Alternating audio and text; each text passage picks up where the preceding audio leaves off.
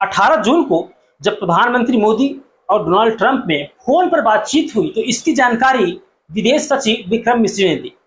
विक्रम मिश्री साहब ने कहा कि प्रधानमंत्री मोदी ने बहुत साफ शब्दों में डोनाल्ड ट्रंप को कह दिया है कि यह समझौता दोनों देशों की आपसी बातचीत के आधार पर हुआ है, इसमें आपकी तो कोई भूमिका है ही नहीं, आप भी पीछे पड़ रहे हैं और हमें तो किसी प्रकार का मीडिएशन एक्सेप्ट ही नहीं है।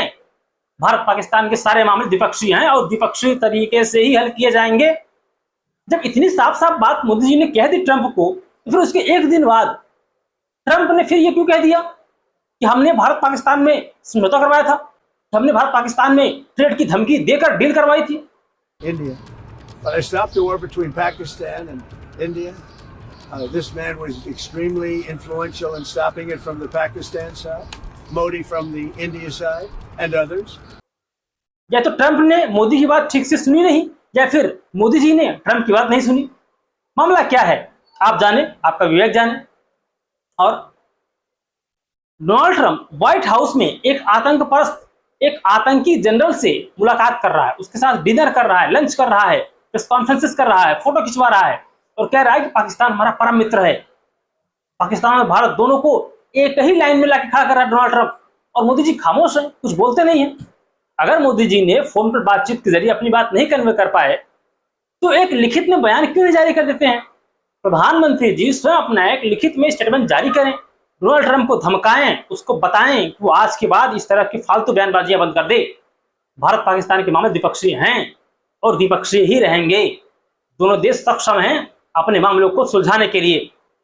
जारी कर दे बयान एक, कौन रोक रहा प्रधानमंत्री जी को? और प्रधानमंत्री जी का एक पुराना बयान है 2015, मुझे अच्छी तरह से याद है, दुबई गए थे, दुबई स्टेडियम से प्रधानमंत्री जी कह रहे थे कि गुड टेररिज्म बैड टेररिज्म अब चलने वाला नहीं है। फिर ये क्या है?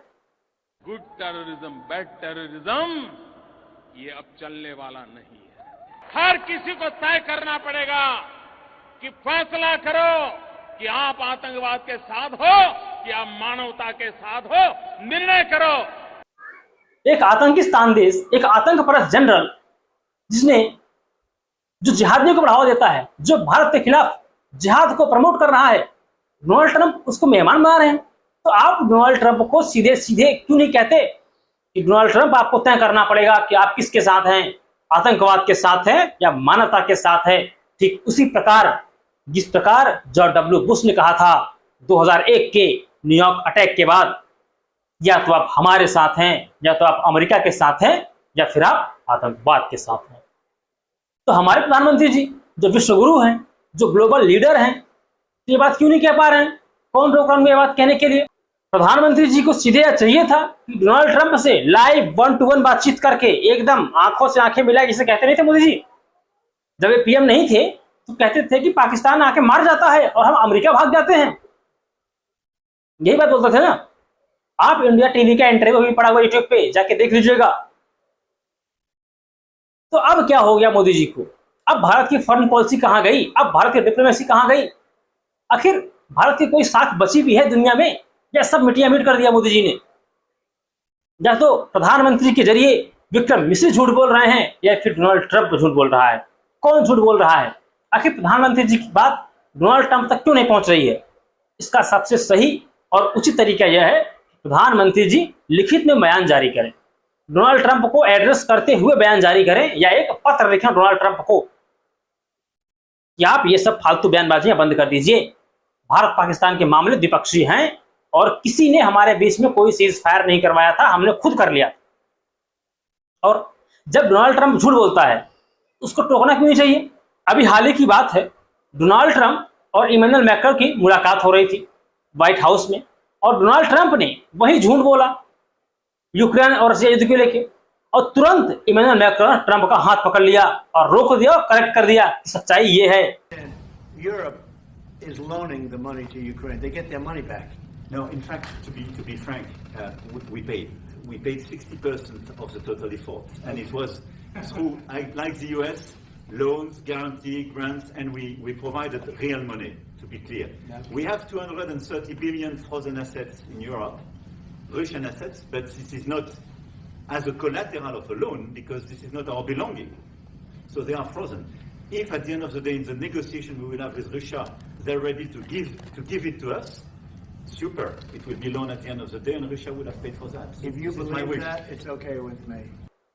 क्या हमारे मोदी जी ये नहीं कर सकते हैं? आखिर क्यों नहीं कर रहे हैं मोदी जी?